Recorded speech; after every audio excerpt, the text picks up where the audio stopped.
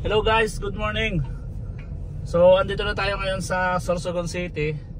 Bali this coming February 1 ang ating Toyota Vios ay mag 1 year na. Yeah. So ngayon yung panahon maulan, init, ulan, init. Bali pupunta tayo ngayon sa isang ano gan tawag doon? Detailing.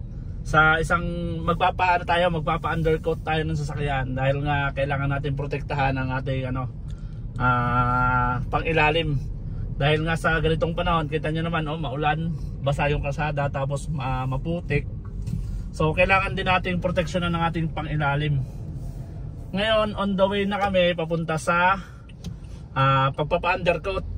Bali yung scope nila kasama na ang underwash, then undercoat na. So mamaya ipapakita ko sa inyo yung process and then i-check natin kung goods ba talaga. So yun lang guys. Kita-kita tayo mamaya doon sa pa-undercoat. Yan guys. Bali dito sa mga taga Sorsogon City, baka gusto niyo subukan magpa-undercoat din kayo. Dito lang yan, papunta tayo sa Casa Prime Auto Centrum. Yan, i-google nyo na lang at makikita nyo yun kung saan. Within the city lang yan guys. Ito guys, malapit na tayo. Ito yung sinasabi ko sa inyo na Casa Prime. Yan, yung orange na yan. Yan. Bali mag-i-inquire muna tayo sa loob. Okay, dito tayo sa harap. Dito tayo park. Yan. Ayan guys. Dito na tayo sa loob. Papark muna tayo.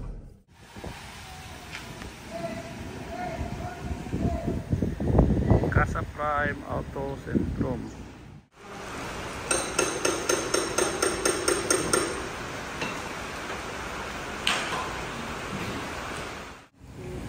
Dito na pasok na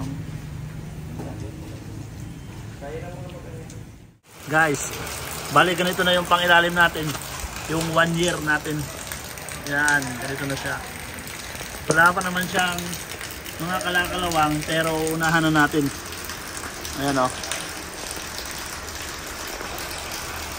doon sa ilalim. Ayan. Mas mainam papinturahan na natin para protektado yung pangilalim natin. Ayan. Underwash na.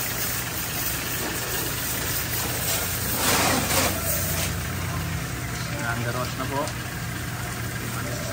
Ayan guys. Palitan na yung kabila naman, pangilalim naman. Lilinisin pa yan. Dadahin yan doon sa lifter. Ayan. Ito yung pangilalim natin, no. Makikita nyo, wala pa naman siyang kalawang, pero poprotektahan na natin. Ayun, no.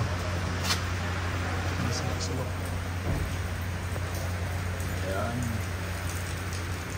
Ayan yung mga pangilalim natin, no. Batang bata pa, oh. Nalinis pa. Dito sa ilalim mo. Ayan. Ayan, madami nagpapagawa pala dito.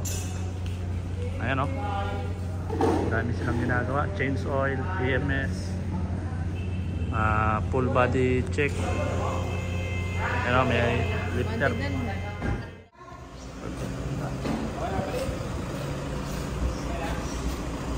Lifting na po ito. Ayan.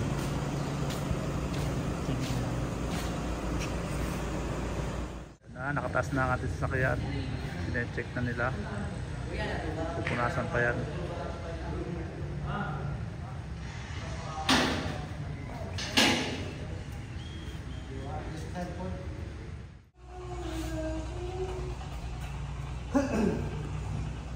Lilinisan muna na ito. Ayan. Bago nila pinturahan. Naayos na yung pailalim.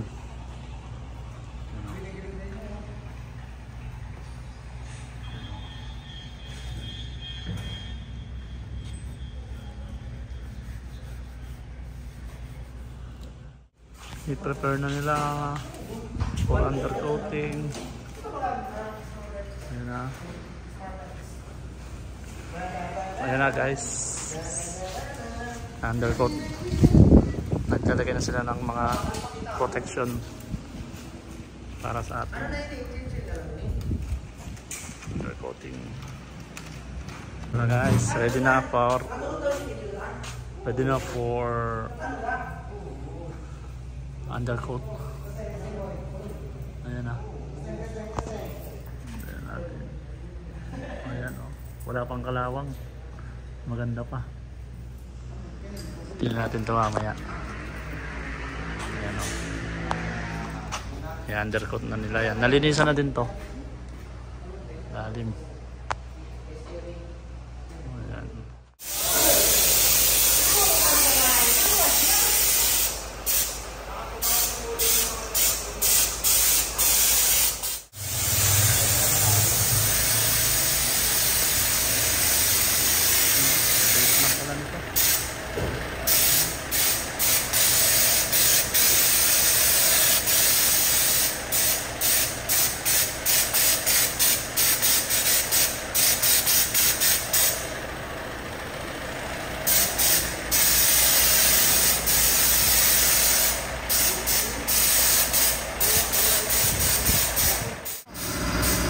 Guys, pinitrahan na, undercoat na. Mamaya sisilipin natin yung ilalim kung kamusta.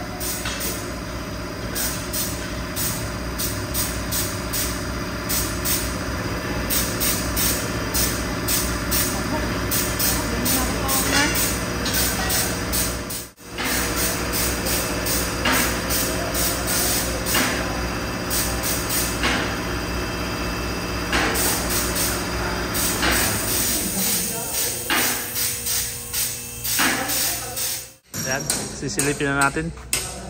Yun o, ang ganda na naman o. Yung before. Ito na yung after natin guys. Hindi, ito maya tatanggalin ito ngayon ano. Ayan na.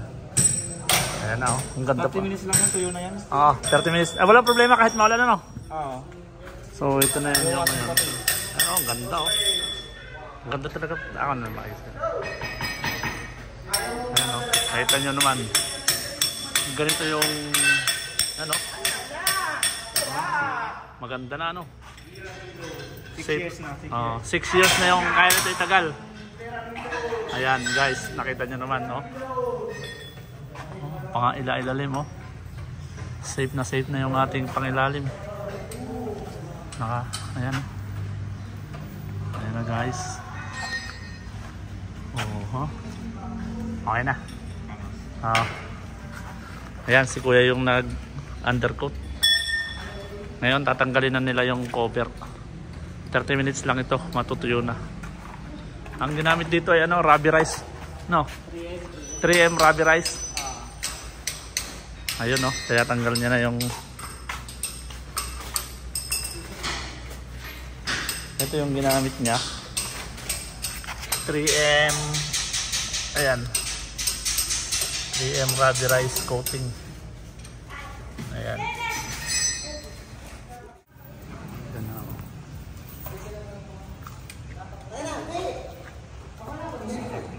Oo.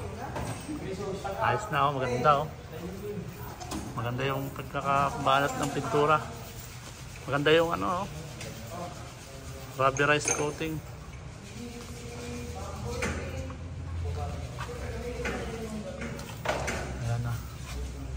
Yung mga loob, yung mga sulok oh.